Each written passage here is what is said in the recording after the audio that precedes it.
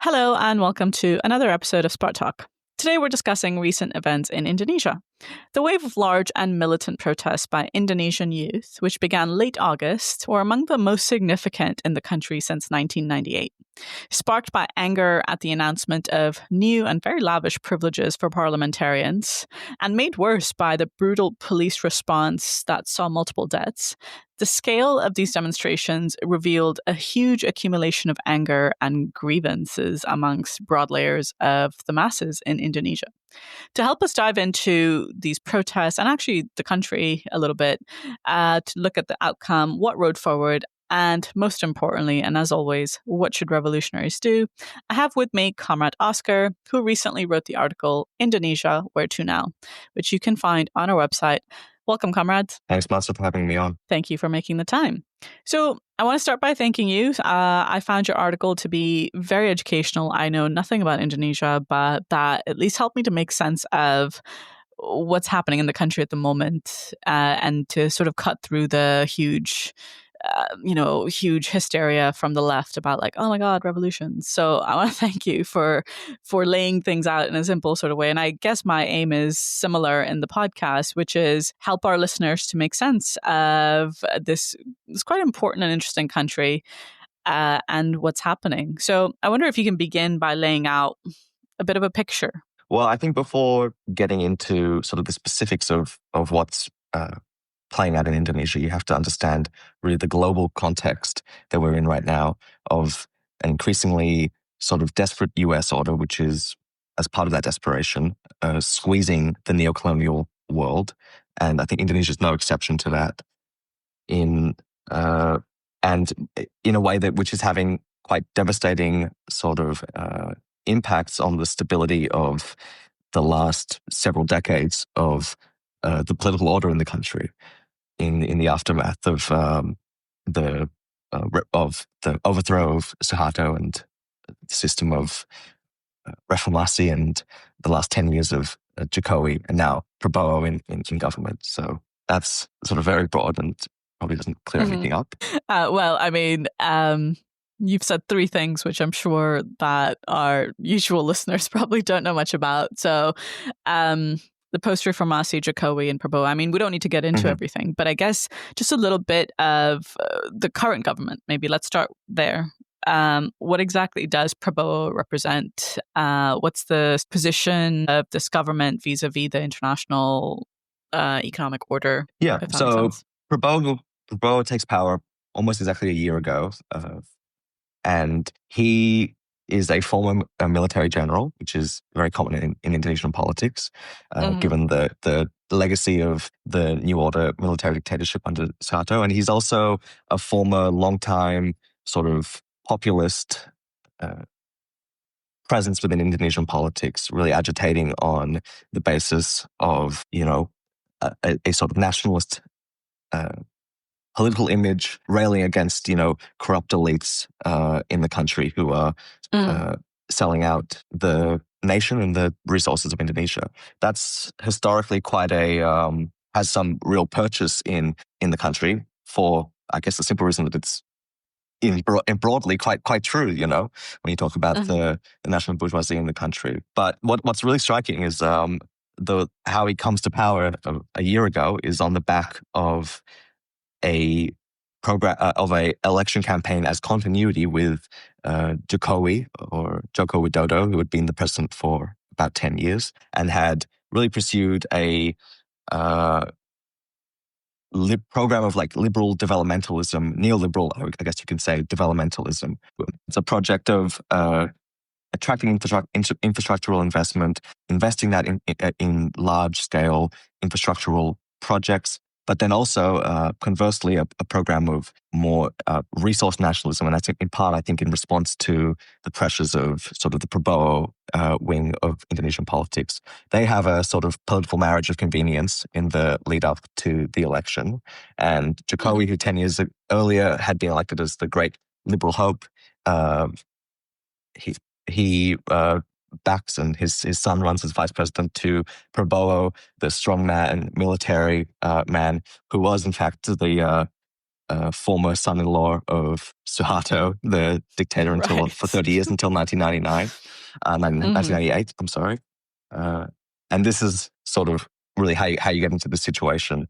I think the important factor of this sort of carried over between Jokowi and then into Prabowo is that this is taking place in the context of really the navigation by Indonesia of a global situation, which is possible to play this sort of middle ground in Southeast Asia between the US and China. I think that's a really striking sort of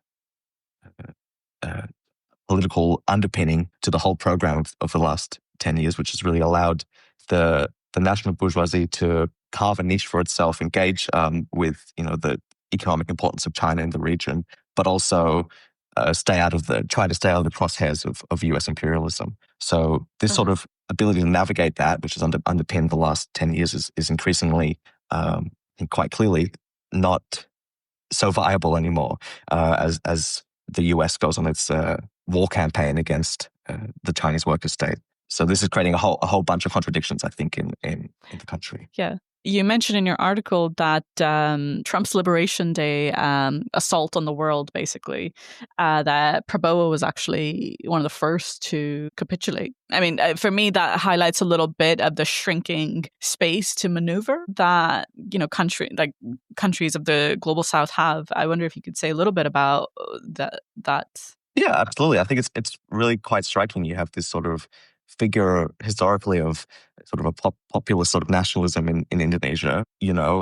Trump announces a few months ago he's going to impose 34% tariffs on all Indonesian goods. The response is total capitulation, a really desperate attempt. All of these really crazy. I can quote a little bit about what this was offered in July.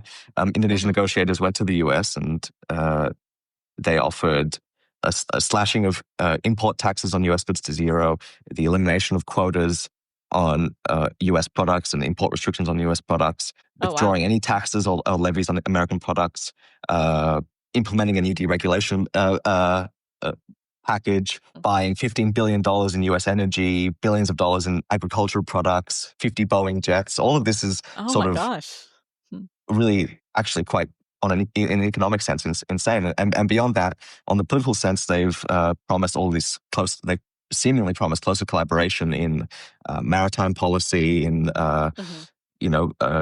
military controls in the South China Sea. This is these are real striking events. I think just a couple months ago, the state shipbuilder has put out all these tenders to the US saying, we'll refuel and repair American warships in the South China Sea. And then just today, as we're recording this, the Prabowo is in Australia signing negotiating a defense pact with my Prime Minister Albanese, which is essentially anti-China in nature.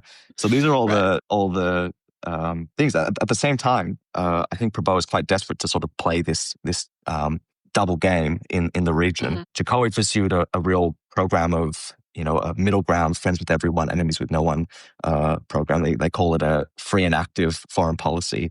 Prabowo has been even more active. He's been overseas all the time. He's going not just to meet, rub shoulders with Trump and Albanese, but also to Russia, to China, to talk up BRICS, which Indonesia's joined, and to talk up how Russia and China are leaders of the free world and our alternate power bloc in which Indonesia is a part of as well. So this is sort of the situation where they're really desperate to maintain this sort of engagement with both sides of this emerging split in the world order. Attack by U.S. imperialism on China, and at the same time, to maneuver within this period, you have to go make these even more bold sort of moves. I think that's really the basis beyond just the personality of Prabowo, is this sort of more populist general, I think. Yeah, I think that's very useful context to make sense of how, I think Indonesia is not unique in this in the last period, many countries trying to navigate between the bigger powers, but how that space seems to be rapidly shrinking. And I think the capitulation to the Liberation Day tariffs is a good indication of that. I think what you've just laid out helps us to make sense of sort of the broad context within which the Indonesian ruling class, functions and its various options or lack thereof. I thought also it was really important to note the theme of anti-Western nationalism that Prabowo represents. Maybe more historically than currently.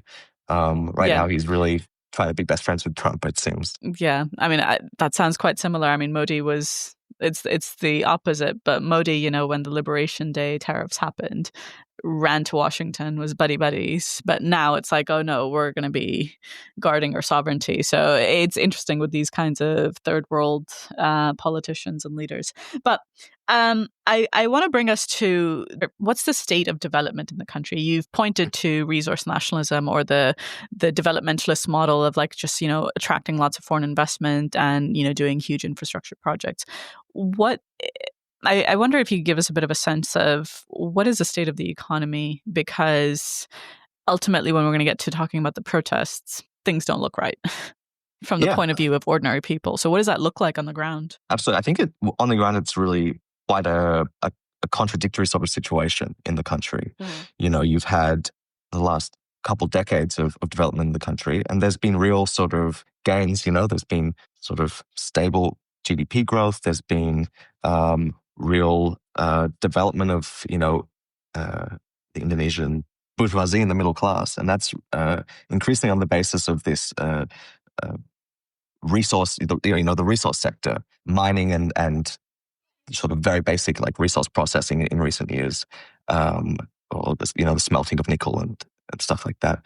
But the sort of contradiction here is that this is where all the sort of foreign investment of the last decade or so has been flowing, and these are really essentially capital-intensive industries which have made a lot of money as a result of a nationalist resource policy, increasing nationalist resource policy for Indonesian capitalists. At the same time, is not really employing a lot of people and not really providing a real basis for economic stability for the masses.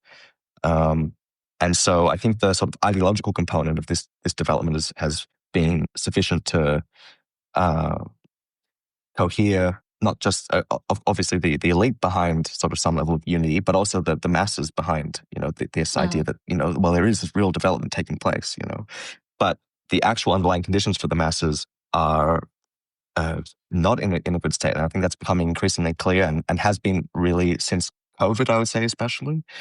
I mean, the manufacturing sector, the industrial sector outside of resources in general, but manufacturing in particular is in real crisis.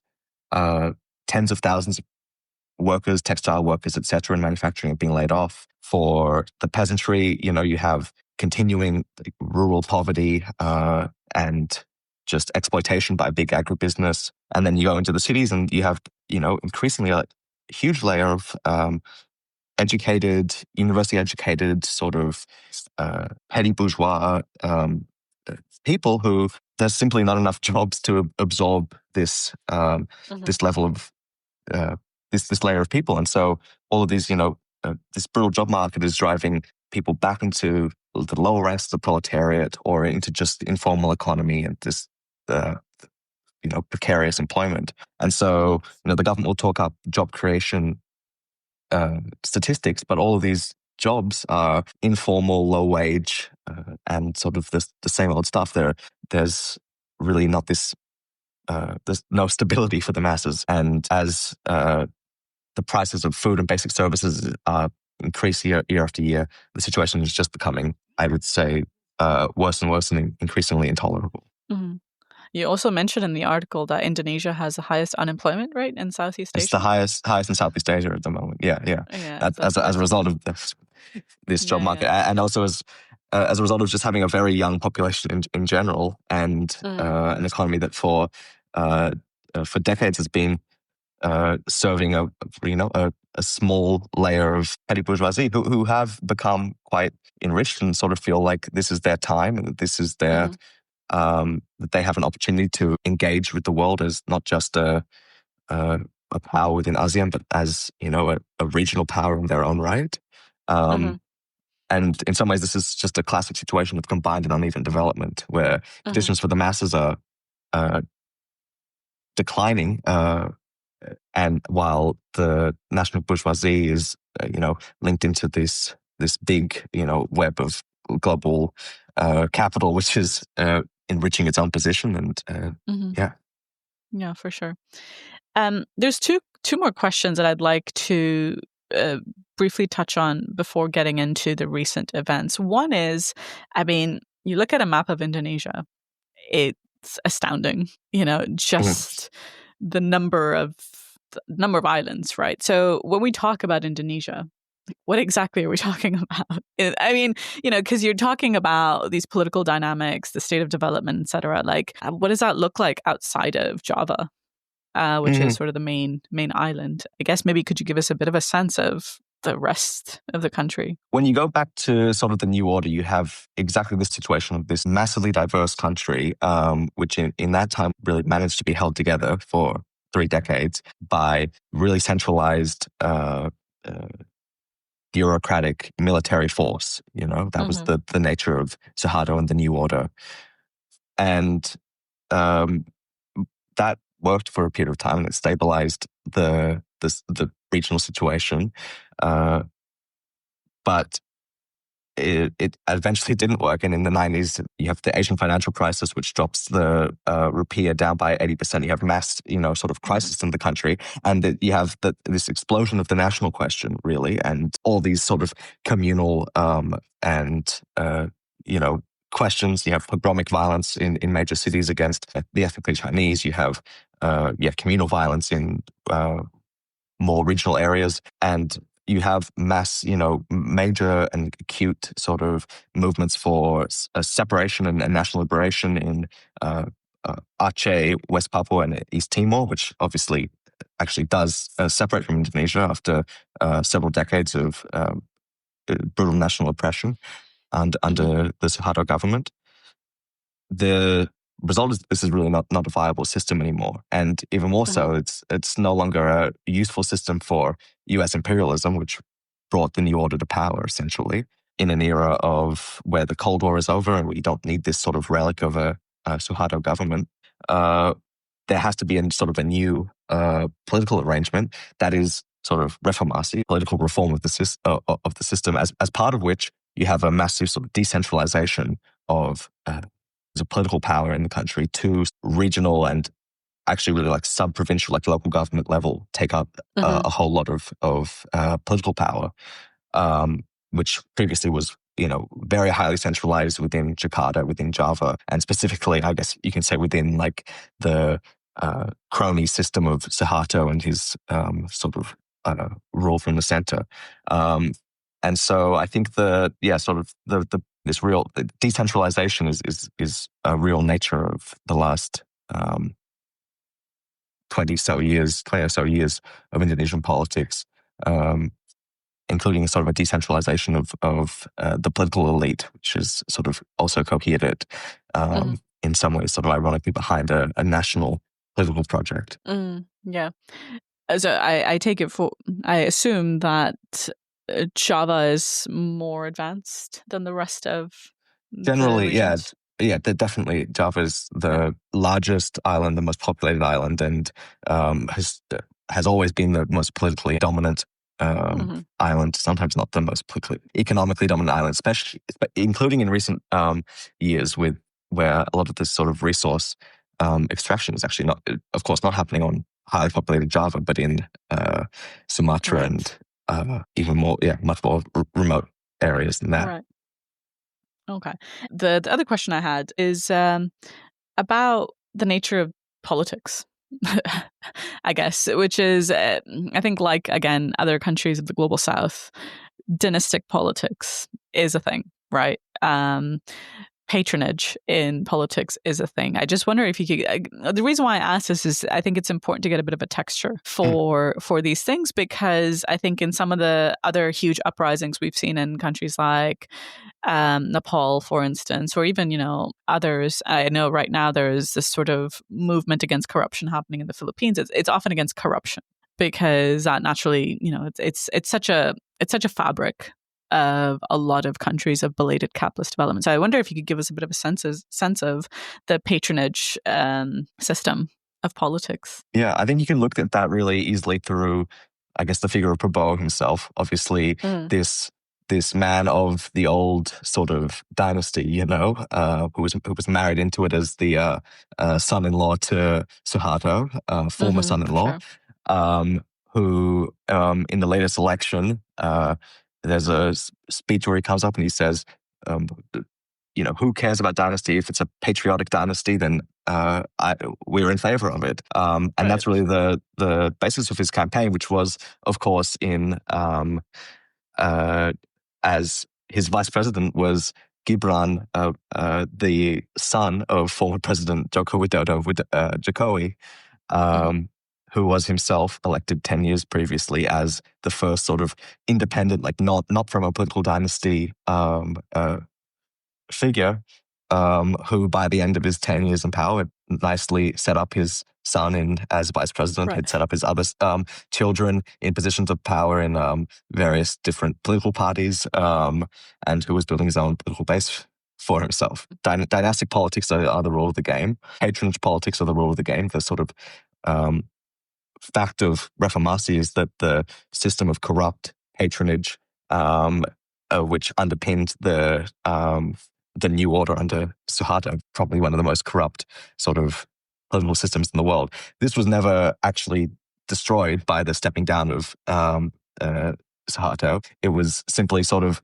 dispersed into all of the new different channels, all of the different parties of sort of the more or less multi-party bourgeois democracy which emerged after 1998. So yeah, I think these deep sort of networks of corruption and patronage are what make the gears flow in Indonesian politics, as they do in all parts of the world, and honestly, as they do in every country in the world, in every sort of bourgeois class dictatorship. I think it's just all the more naked in the sort of because of the nature of the political underdevelopment and of the national bourgeoisie in neocolonial countries.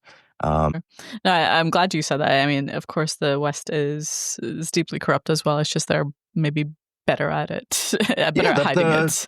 The patronage is centralized, is legalized, is built into the system in a way that's not so naked. You're not corrupt. You just have an army of lobbyists serving your interests. Yeah, right. So, I think we can. Speaking of the venal neocolonial bourgeoisies and patronage and so on, let's come to the protests and what sparked them. What were they like? Sort of the character of these protests. What did they want? And what happened? I guess. So let's start with the spark. So in the lead up to the start of major nationwide protests, there'd been a period of like several months where there hadn't been any real large-scale protests, which are in fact already a sort of semi-regular component of Indonesian politics. Relatively large student protests. Just over student things, or over generally over sort of it's different political questions related to sort of the slow decline of nominal reformasi, over attacks against basic pillars of democratic participation. For instance, over the court ruling that allowed Jokowi's son, who was under the age limit when he should have been able to run for president, there was a controversial and highly suspect court ruling that allowed him to run as vice president to Prabowo. That sparked protests. Previously, under Jokowi, you had large-scale protests against this hugely anti-worker, and this sort of package of deregulation called the Omnibus Law, which brought out large-scale student protests as well as unions and etc. And then early in Prabowo's term, you had major student protests over sort of austerity measures that were being pushed through by the government, and also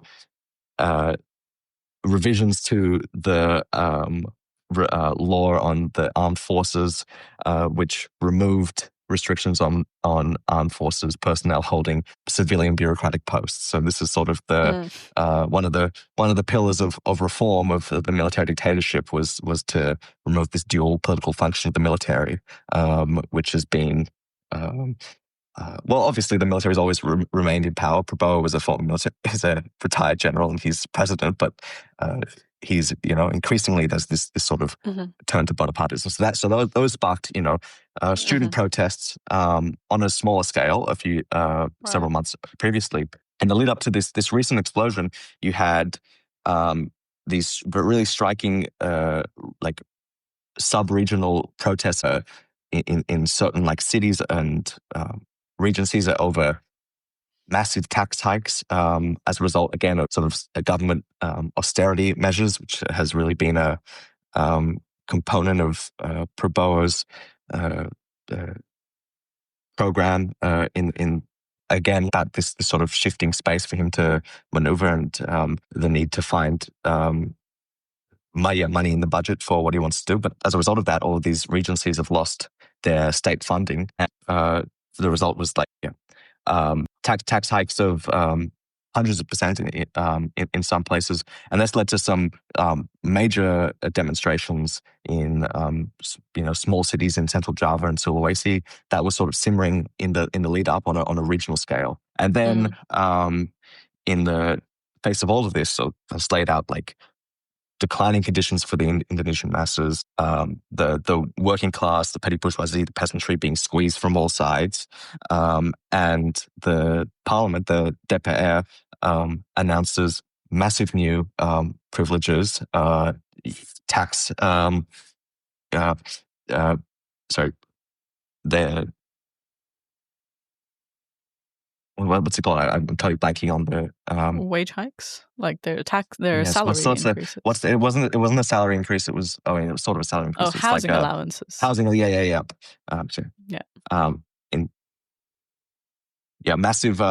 In this context, the Parliament DPR announces a hike in the housing allowance, which was a hike of more than the average wage, many times more than the average wage in Jakarta and in the country in general. Just this real, you could call it a provocation, but I think there's this, they're so out of touch, the national bourgeoisie, that they think they're sort of just owed this increase in their own living conditions, which are relatively quite good at the moment, actually. And that just really sets off, at first, some student protests, which grow to an even greater scale when you have a huge police response, the killing of multiple people by tactical police and so on. Yeah. So, I mean, from the outside, right, I think Indonesia is one of the first countries of the, quote, Gen Z revolutions. And there was a lot of I think you can call it hope, that you can call it, a lot of cheering on of these protests. I wonder if you could give us a bit of a sense of what was the thrust of these protests? What were their aims or demands? I think, it's true. Like a lot of people watch this. I think first in terms of like the composition of the protests, it's important to mention, these did represent a definite layer of the masses of Indonesian youth who are really upset at just the declining conditions in the country. And they were larger than sort of protests in recent years have been. There's sort of some of the more precarious layers, not just of university students, but also of Gojek, Ojol, motorbike taxi, online platform drivers came out, and layers of high school and technical school students, some of them from working class backgrounds, were really comparatively large components of this. So you had real layers of the youth coming out, but what you didn't see on a real mass scale was a real working class mass mobilization in this context. This obviously partly because of the politics of the trade union bureaucracy, which we can get into later, but also really because these conditions of decline in especially for workers can drive real discontent, but they can also really build passivity, especially given the weakness of the trade union movement in the country. So that's sort of the situation in terms of composition. In terms of in terms of the demands that were being raised, obviously there's for like a rollback of these big, huge, salary hikes for parliamentarians, increasingly against the police and their massive disproportionate violence and repression. But also, other than that, I think there's this real sort of ambiguity about what are these protests sort of mobilized on. It's striking that the demands against Prabowo himself, against the presidency in particular, were really not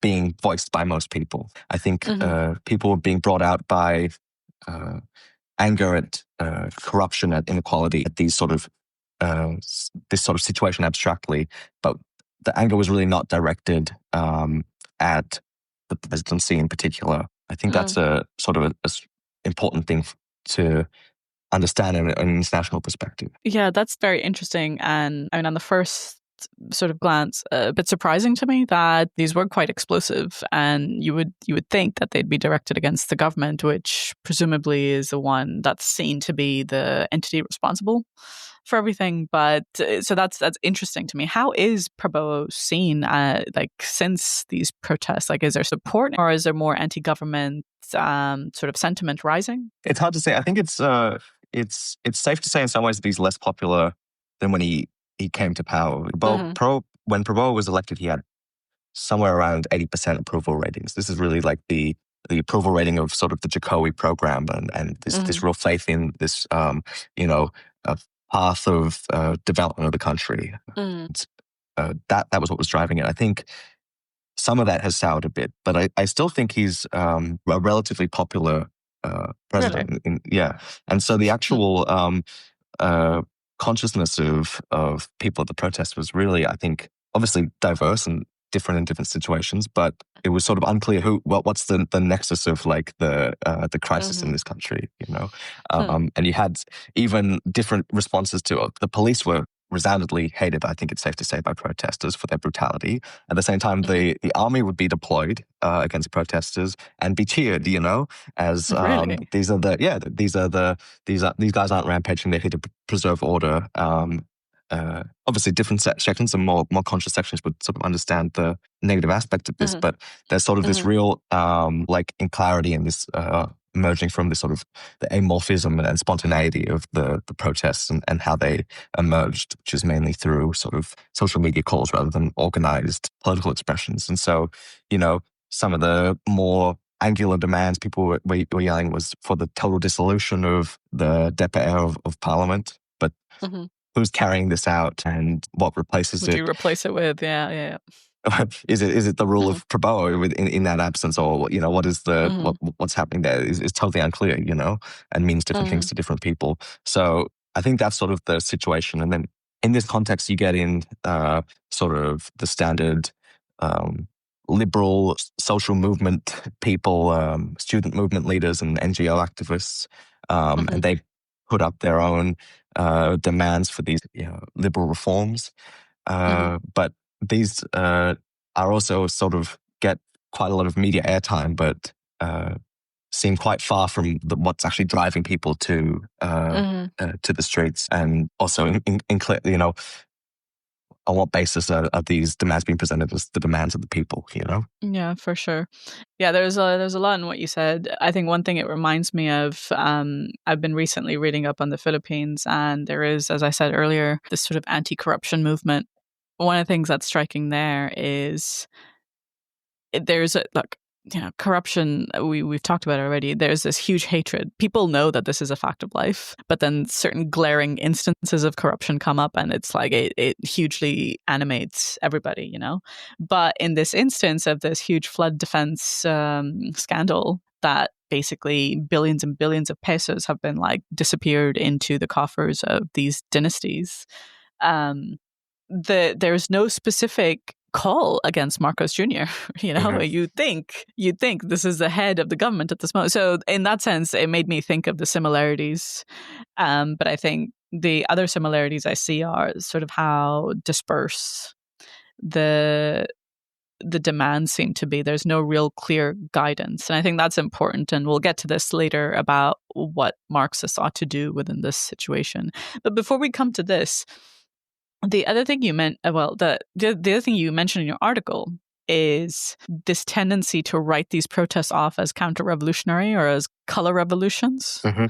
I think we've seen that in some of the Gen Z revolutions that have been happening in other places. I know Nepal was one where this trend was quite strong. And I quite like the way you dealt with this argument in your article. I wonder if you could just lay that out. Yeah, it's quite interesting. And I think in an Indonesian context, there's really this deep sort of, just in like political discourse in general, this idea of the provocateur and the puppet master behind events, who's directing things. Mm-hmm. And so sort of everybody has their theories on what's actually driving all of this. Prabowo, he says it's paid for by corruptors, it's paid for by foreign powers and mafia figures. The liberal really? activists, that's Prabowo's take. That was it's very unclear who the mafia figures are, or who. Yeah. Anyhow, liberal activists will say that when there's violence that happens, that's because of police or military and provocateurs, who are there to delegitimize peaceful dissent or who are part of sort of these inter-elite conflicts. And then, some leftists will say this is, I would say definitely a minority, but will say that this is like a color revolution, sort of imperialist back liberals and or elements of like the state bureaucracy are inciting demonstrators or are attempting to undermine Indonesia's BRICS posture, which I think I've sort of argued is not very, is more of a posture than an actual material sort of commitment by the national bourgeoisie. But anyway, I think these narratives from all these places are actually quite strong, and I think that's because in a lot of cases there's a real truth to them. There are provocateurs in the crowd. Police agents are deployed. There's a history of incitement and all this stuff happening in Indonesia in 1998 when you had massive pogromic riots where it's military and police were involved in inciting that. And you have this deep sort of factional conflict between different political dynasties and so on. And of course, the liberals and the NGOs are sort of politically subservient to imperialism and funded by them and so on. But but I think you can sort of get totally disoriented by looking at all of these webs of what's going on and sort of analyzing social media videos and social media posts or whatever to prove what's happening. I think the fact is you have to start from the basis. What is the situation for the masses? What's driving people to want to go to the streets, to want to bang at the doors of parliament and these stuff? It's really a situation which is increasingly intolerable, which is, conditions seem to be, for a larger number of youth, they seem to be not positive. The future seems to be not certain. The development of the nation, a place for themselves, is less certain. And in that context, it's this is going to drive explosions when there's this animosity between layers of society. And so you have to have that as your basis, and you have to recognize, deal with this question politically, and you do have to combat the machinations of the elite, but you have to combat it on a political level, not by exposing the whatever conspiracies and whatever ploys are being taking place under the surface. Yeah, no, I really appreciated that segment of the article, because ultimately I think it's a way of evading the problem, which is, sure, there might be those elements in the movement, but you can't just bring out hundreds of thousands without any real basis. So what do you have to answer when it comes to the real problems that the masses are facing, and that, it's really the job of revolutionaries to try and answer. So I really appreciated that. Now, to just come back to the protests really quickly. So they were essentially repressed, as I understand it. Yeah. And what's been the outcome since? Yeah, the huge oppression stepped down. And but I think you've had sort of what actually put them away, because at first it was actually repression which drove a real explosion, and it was the heavy-handed in the early days response, which led to the death of a motorbike delivery driver who was in fact actually just in the vicinity of protest, not even a protester himself, run over and brutally killed on video by tactical like Indonesian police. It's horrifying. And that's led to an explosion of anger. But then following that, really every step up to the formal declaration of martial law was declared by the government. Police were deployed in force. Military were on the streets to, of course, keep the peace. That's what they're there for. Obviously joking there. But I think so. You have this real attack on protesters, which obviously drives people away. But at the same time, some level of attempting to kowtow to some of the demands there, to say, look, these some of these slate of demands put forward by the Liberals, we will consider them strongly, and we're looking into this very strongly. Yeah. And did they rescind the housing allowance? I think the housing allowance, was rescinded. Some of the privileges were rescinded. Actually, interestingly, there's been new allowances on different questions in months. Oh my God! After, which is really playing with fire there, I guess. But so I think this is really the striking thing. And so then you just had this, Prabowo announced sort of, we're rescinding these allowances. We'll really think about some of these demands that you're asking, but also if you come out, we're going to crack heads and put an end to anarchism and all of this, and that sort of drove protesters back and really quelled the flames a bit. In the aftermath, as to what's happened, nothing. I mean, the demands of these sort of liberal demands put forward by different layers of, I guess you could say, liberal civil society were themselves sort of either meaningless or totally illusory, totally have no basis in what is the actual political situation today. But even these have not been, nothing's been addressed out of these demands. Right. There hasn't been any. One of the main things put forward was for reform of the police. Prabowo has just made clear that's not happening, or he said he's directed the police to reform themselves, which I'm sure will make a huge difference. So that's really the situation. So things have been tamped down. This is not the first time it's happened. As I've said before, there've been all of these protests in the last several years, and you have this just consistent pattern of escalation, of ebb, either as the flames fizzle out, or as repression sort of put things down, or very rarely as some placating statements are made. And then, the thing goes away. There's no greater organization, and we can wait for the next explosion of anger. Yeah. I guess this brings me directly to one of the things you'd mentioned, which is the role of the working class, right? You mentioned that one of the things that's important to understand about this recent explosion, as with the previous ones, but this one specifically, is that the working class was largely absent, in the sense of the unions, the organized labor movement was not mobilized. And I want to go into that a little bit. So if you can start by maybe giving us a bit of a sense of the lay of the land of the labor movement, and what sort of, because it seems to be the missing piece of the puzzle, so to speak, right? So generally in Indonesia, people talk about two sort of sides to the union movement. The yellow trade unions, those are today mainly around the Partai Buruh, which is led by the Labour Party, which is led by Said Iqbal. These are sort of pro-government trade unions. Most of them emerged actually as sort of the official trade unions under the military dictatorship of Suharto, and they've continued since then. So that's one side of it, and then on the other side you have the red unions. Though I think pink might be more of a sometimes more of a more accurate description of that.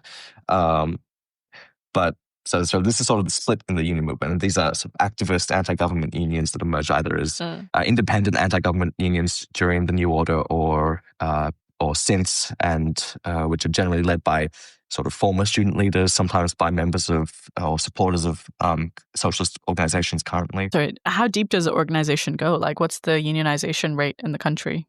The unionization rate is very low, as a proportion of the population. I think I would say in general, it's the power of the unions has been declining in recent years. Compared to maybe a decade or so ago, the power of the unions was to call out major events, major demonstrations. I would say weaker, and the political sort of orientation is even more, especially among the yellow sort of pro-government unions, just nakedly opportunists. So I would say the situation is relatively bad for the trade union movement, which is not unique to Indonesia, of course. And I think it's also in some ways not being helped by the economic situation of the country, with the declining manufacturing sector, which is of course one of the major bases of the trade union movement. That's itself weakening some elements of the organized working class. So that's the sort of general layout of the union movement. How does it respond to this emerging protest movement? On the 28th, so this is just as protests are starting to begin, the yellow unions organize sort of a national strike or national rallies, while making very clear that this has nothing to do with the other protests that are ongoing. These are for our own sectoral demands, for a minimum wage increase, for the abolition of jobs outsourcing, all of these stuff, which are obviously good, but the strategy is to maybe have a short demonstration on one day and ask the government to politely do something about these issues facing the working class, right? Which I think everyone listening would quite clearly agree is not a winning strategy. But so these strikes, these protests take place. The leadership sends everybody home at about midday. They say the justification is actually quite funny. They say it's because there were no House lawmakers who wanted to speak with us. So we went home, and also that that workers had to return for their afternoon shifts at work, which so it means maybe not much of a national strike when you go back to work later in the afternoon. That is quite yellow. Yeah, so that's the justification. Obviously, the real thing is that these bureaucrats like Syed Iqbal are deeply pro-government.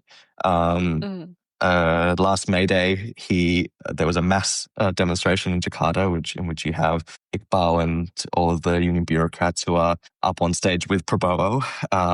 As Prabowo gets up and he says, I obviously am a friend of the working class, and I want to meet all of your demands, which and I promise I will meet all of the demands which do not hinder the attraction, investment in the country. Right. Always exactly. Yeah. Well, I appreciate that anecdote because it does give you a bit of a sense of the politics of this country. That the president gets up and I think he sung the Internationale. Oh my God! Right, and then a year later, or rather, several months later, this happens. Yeah, that's quite interesting. Yeah, so this is they want to prevent their base from coming into contact with the student and the youth movement that's the protests that are beginning over that. So protests were disbanded before sort of by the mid-afternoon. The organized contingents of workers were disbanded, and the result is basically that during the protests, these sort of bureaucrats would urge calm, unity, don't engage in any anarchist actions.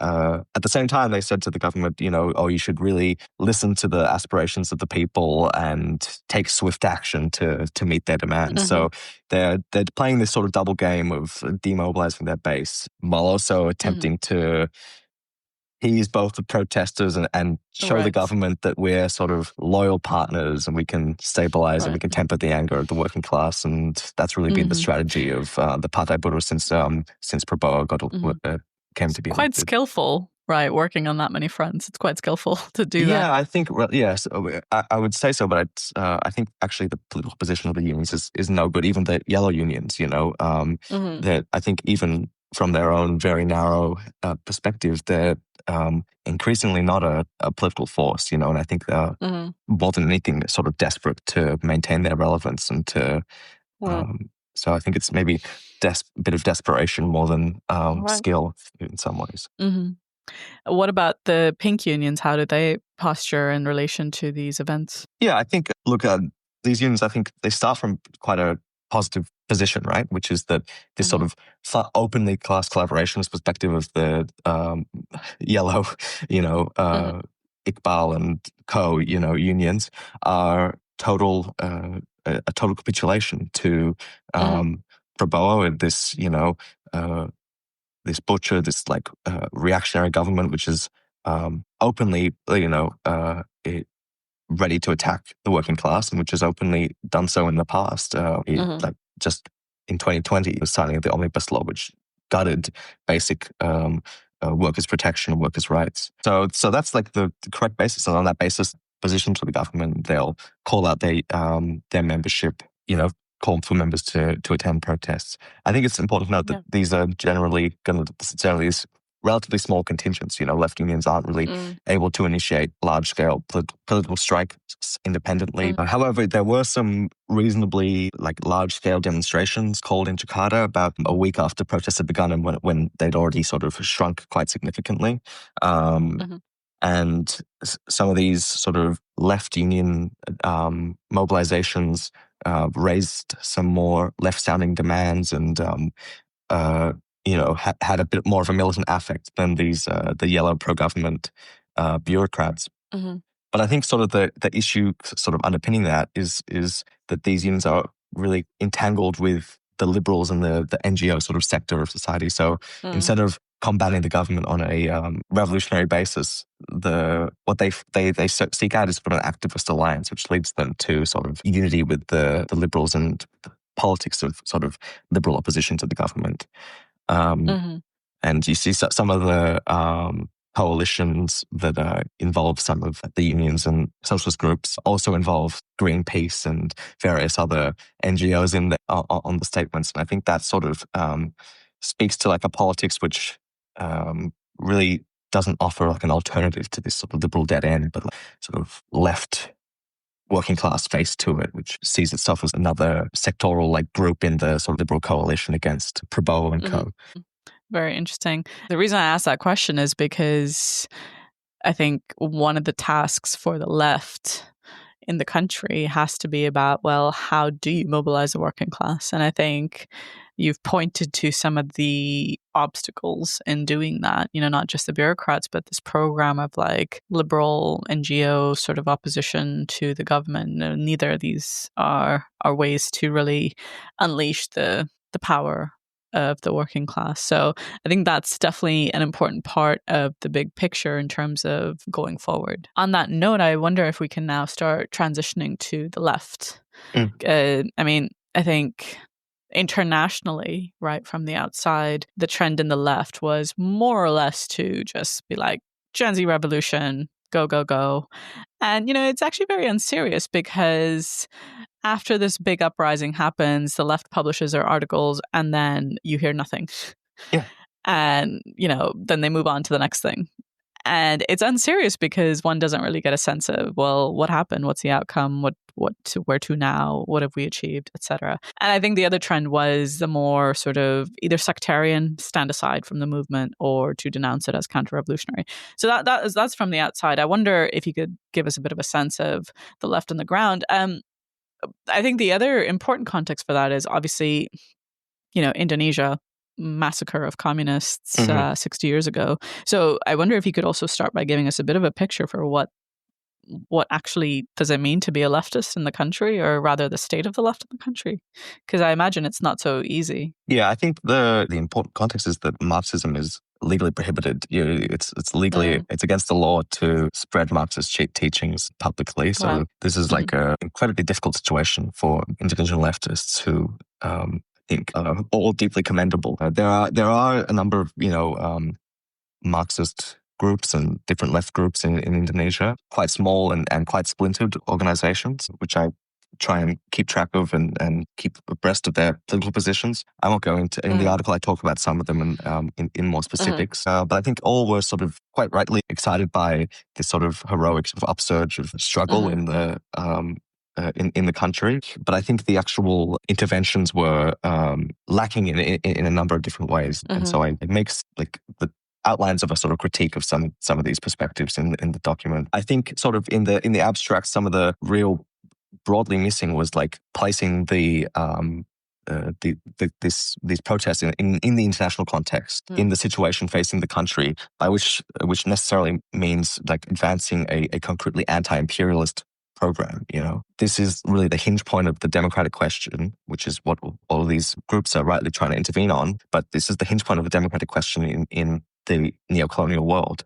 But I think when you read some of this stuff, Indonesia seems to exist in a vacuum, you know? There's some sort of hard line between anti-imperialism abroad and the struggle at home, you know? So the key point is like we have to fight Prabowo and elite politics in Indonesia, which is absolutely true. But unless you can understand how the politics of the national bourgeoisie are actually linked in and ultimately serve world imperialism and make that sort of core to your agitation, how can you actually compete with that class on the basis of anti-imperialism? I think the lack of that perspective comes from a revulsion to capitulating to this sort of like rapacious, you know, national bourgeoisie. But that doesn't actually change the situation you're facing. So that's one front. I also think seriously addressing the political impasse facing the labor movement is sort of not the core point of what was taking place there. It was either like, you know, workers should struggle, you know, and not even dealing at all with the actual organized working class as at present, or sort of leaning into this sort of perspective, sort of the red unions, as I've mentioned. And then with the liberals, you know, on the left obviously will correctly, you know, denounce the vacuousness of the liberal politics and how it sort of takes over the movement in the country whenever there's an upsurge of struggle and leads it down a dead end, you know. So they can recognize, you know, the political impotence of the liberal politics. What they can't, what I think is sort of missing is demonstrating this really concretely, how this strategy is incapable of working, not in the abstract of that, like you need revolutionary change, but in the concrete of like the situation does not make it possible to have like some new resurgence of reformasi.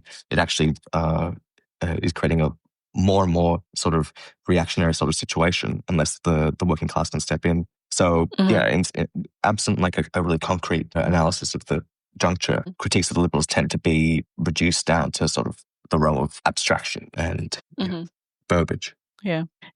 I think, I think it's important to understand that for revolutionaries, like to not get caught up in the hysteria of a given movement. Like, you know, as you mentioned, I really appreciate that. Like, okay, yes, this is heroic. Yes, we should participate in the movement and try and push it forward, but that has to be rooted in like the concrete situation of the given society, but also how that society fits into the broader international dynamics, because that does really condition the way that the movement can I guess evolve. In your article, you conclude with some outlines for a program, and you put forward this program in light of, you know, putting Indonesia in the world situation in the broader context, by showing how the room for the national bourgeoisie, for Prabowo, is increasingly limited, and the state of the workers' movement, but also the, you know, increasingly dire situation for youth and, you know, the petty bourgeois layers. And I just want to read out a few lines from your article where you say the trajectory of Indonesian politics is uncertain. Conditions for the masses are worsening, and the relative political stability of the last 20 years shows real signs of cracking apart. The elite unity which today holds is under increasing threat of collapse as a global situation decomposes, yet all alternatives are underdeveloped. This offers real opportunities for the left and the workers' movement, but also even greater dangers. And I guess I'd like to bring our discussion to a close by going over the opportunities and the dangers, because I think that is absolutely true. And I think yours, or rather the ICL's modest proposal for leftists in Indonesia or internationally who want to fight for, the left in Indonesia, you conclude with 5 programmatic points on which there should be frank debate and discussion in order to go forward from here. Because I think, that's the whole point of your article. Where to now? There's a certain impasse. Where do we go? So I'd like to come down to those 5 demands and ask you to motivate each of them in turn. Yeah, absolutely. I agree, and I really like how you present that. And I think it's exactly right. Like, obviously, the ICL doesn't, and I obviously certainly do not claim to have all the answers to this deeply sort of contradictory, difficult situation in the country. But I think the point is that these are sort of 5 points which I think do cut against some of the trends on the left internationally and within Indonesia, and which align with our program, and which I think we want to discuss, and how to really concretize in this country. So I'll go through them. The first point that the article puts forward is quite simple, and the most obvious and immediately relevant which is for a united defense against state repression. I think you look at what's happened in the last few months. Every tool in the Indonesian national bourgeoisie's playbook of state repression is being deployed, everything short of formal declaration of martial law, though, of course, as I've mentioned previously, there were military units on the streets. So thousands have been arrested, hundreds remain detained. Some have been caught up in sort of a real black scare against anarchists. That's been the big thing in the media as well. People arrested for being part of anarchist sort of groups and networks, or for anarchic acts and protests, which is obviously can be very broadly defined. But you also have people who are facing charges of incitement, and that can be just for posting a social media post, which is deemed, inciting people to violence, sometimes on very, very shaky bases, even for that. A lot of these people are sort of just prominent liberal or NGO activists or so on. So I think in this sort of context of real state repression, there's an urgent need for socialists to be really a leading force in mobilizing a campaign of defense for those caught up in this wave of repression. Mm-hmm.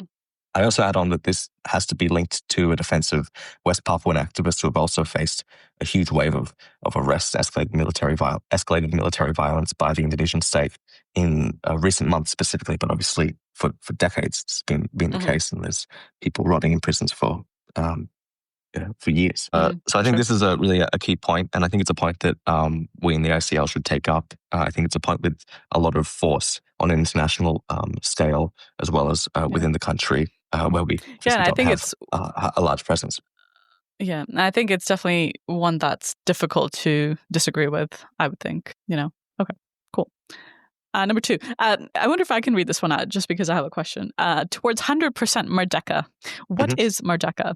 Because you link this to the anti-imperialist struggle is a democratic struggle. Merdeka is just freedom, independence. This is like obviously the slogan which emerges during the emergence of the national movement. But 100% merdeka in particular has its connection to sort of the line of perjuangan of struggle pursued by those led by Tan Malaka during the independence struggle, or during especially the war against the Dutch, as they call it, the physical struggle for independence. But the connotations of 100% merdeka, as put forward by Tan Malaka, are in contrast to the program of diplomacy of pursued by the whole bulk of the national bourgeoisie in Indonesia, from Sukarno to the sort of social democrats, to sort of attempting to negotiate treaties with the Dutch, some of which were quite actually really scandalous, to achieve political independence as easily as possible, or as conducively as possible to the emerging sort of political Indonesian indigenous elite. And maybe I've gone off ban. I think I've been talking too much, but I should say 100% merdeka. This is like the concept principally associated with Tan Malaka and this, the struggle as he saw it for the complete independence of the country, not only on the basis of formal political independence, but on the basis of real economic freedom from imperialism, on the basis of both of the defeat of imperialism, both on a national level, complete defeat of imperialism, both on the national level, but internationally and through a class struggle program. Yeah, I quite like that, just because it's it's rooted in the traditions of the Marxist movement in the country. Yeah. But also, I think, as you touched on, this is one of the things that the left fails on, right? Really making the anti-imperialist struggle a cornerstone of the struggle for democratic rights. And I appreciate that this is a really nice dividing line, both historically and right now, in opposition to the national bourgeoisie. Right. So moving on, you've got number 3, against gradualist developmentalism. Yeah. I think this is very much linked to this previous point about the anti-imperialist struggle in the neo-colonial world being the democratic struggle at the same time. And I think this is really the point that, like, the program of the national bourgeoisie, of the elite, of Prabowo and Jokowi before him, of this gradual development of the country through outside investment and through slowly building up the different industries. So the program of national development of the national bourgeoisie is actually incapable of achieving the aching desires of the Indonesian masses. And the fact that this is really the direct result of the national bourgeoisie's inability to combat conditions of imperialist subjugation. So I think, the point of this one is really that, I think, from our perspective, Marxists need to demonstrate why the national bourgeoisie can't combat imperialist subjugation, and why it can't truly develop the country. And I think, even more importantly, that these tasks are actually one and the same. Yeah, 100%. I think that goes for all of the neo-colonial world.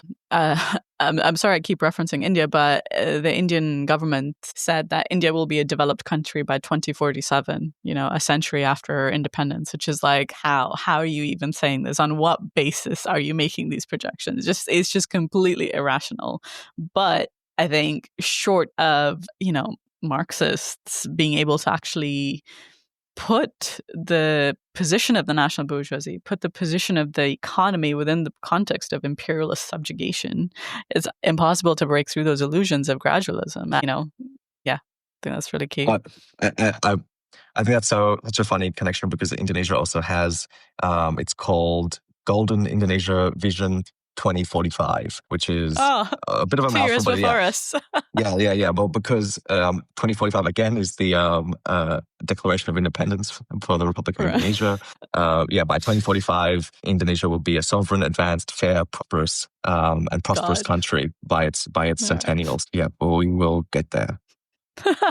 As long as there's no pesky sort of world crises or like imperialist squeeze that happens, it's all going to work out fine, I'm sure. The bubble character of these projections, I think the way the left operates is it does it in the same way, because both what they have in common is they just don't look at the bigger picture. And the limits that sets on these countries.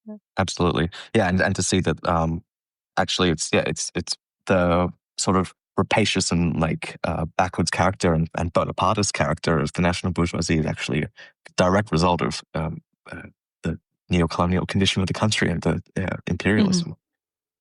Yeah, we've touched on the next point already. The next point is defend national minorities for the right of self-determination, Papua Merdeka. I think I would like, as part of your explanation, if you could touch on what the left's attitude towards self-determination of the oppressed peoples within Indonesia is. Yeah, absolutely. Well, I think obviously this is a crucial question in Indonesia, one which needs to be, I think we need to deal with on a deeper level than this article does itself. But I think it's crucial that this is central to any discussion that we have, especially given, I think, the situational layout is one in which greater and greater world crisis is really approaching Indonesia. And I think I'd argue that throughout all of history, the whole history of Indonesia as a polity is that every period of political and economic crisis leads to an explosion of the national question. The 1990s, the fall of the New Order, you had communal violence across the country, and you had acute struggles for self-determination in Timor, Aceh, and in Papua. Obviously, Papua is where this sort of struggle is still an ongoing and sort of increasingly desperate one. I think right now the situation is really dire for the West Papuan national movement. Every month, it seems, more independence fighters killed by Indonesian police and military who are moving further into the mountains, mass displacement of Papuan island villagers, and in the cities, imprisonment and state attacks on West Papuan activists. So I think there's a real impasse for the Papuan movement at present. And yeah, as for the left, I think the left does recognize almost universally, recognizes the right of Papua to self-determination, and we'll say so, and we'll attack the Indonesian government for its brutal position on this question. But I think the problem is that there are sort of two ways that this question is resolved. It's either through sort of appeals to liberal concern over the human rights of Papuans, Right. and over appeals to sort of the class solidarity across these sort of national boundaries and this space. I think it's not wrong that we need to appeal to the class solidarity and build a movement on that basis. But the point is that the political basis has to be one of opposition to imperialism. We have to demonstrate to Papuan workers and Indonesian workers that there's a common interest of the two peoples in the struggle against imperial subjugation, which oppresses both Papua and Indonesia, and in some ways it oppresses Papua through Indonesian extraction and management of the of natural resources. So I think this is we have to show that there's this special interest in the struggle against imperial subjugation in a concrete sense, not in the sense of sort of abstract notions of just abstract notions of human rights and solidarity. For sure. And finally, the workers' movement must lead the way. Yeah, I think the conciliatory and the liberal idealist politics, those two sides of the workers' movement are a dead end. But the workers' movement does have to become the leading force of the struggle. And I think the point is, we have to make the argument to the radical layers in the workers' movement and the radical layers of the youth, that's only behind a revolutionary movement that the mass anger can be directed in a productive direction, and that it's only with this power of militant youth behind it that the workers' movement can advance itself. So I think these are all sort of the key points, and a key part of really rearming the workers' movement is also rearming the left in Indonesia and internationally, and to build a revolutionary leadership for the country and a revolutionary program to advance the struggle of the working class. Yeah, for sure. So we've touched on the 5 points now. I mean, look, for me, the discussion has really been quite enriching in terms of understanding the dynamics of the country. And as you said, we don't claim to have all the answers. We're just starting our work on this important country in the region. But we are trying to put forward some elements of a program in order to initiate an advanced debate. And I think anybody listening, we'd be really happy to hear from you in terms of what you make of it. And I think importantly, the sense I get is that there, as you said, or as you wrote rather, the situation is uncertain. There is an impasse in many ways. And this is a time for rearmament and for regroupment and preparation. This is a time for rearmament because I think, especially in countries of the global south, it's hard to say what will set off the next sort of explosion, right? Yeah. So I think the task of revolutionaries is to draw the lessons from these events, but also you can only draw the lessons properly if you're rooting it in the actual dynamics of the given society. So yeah, it's no saying what's gonna set off the next explosion, but in the meantime, we are doing the work of arming ourselves on this question. I just wanted to ask you, because I know you told me informally when we were talking earlier, one thing that has been achieved since these protests is that Suharto has been named a national hero. Yeah, that's within the last couple of days. Yeah, so things are, and this is one maybe that we can make. That I think is good to make explicit, that there is this real drive towards a more Bonapartist sort of strand, to Indonesian politics, being pushed by Prabowo, and that's also the basis of his sort of political situation.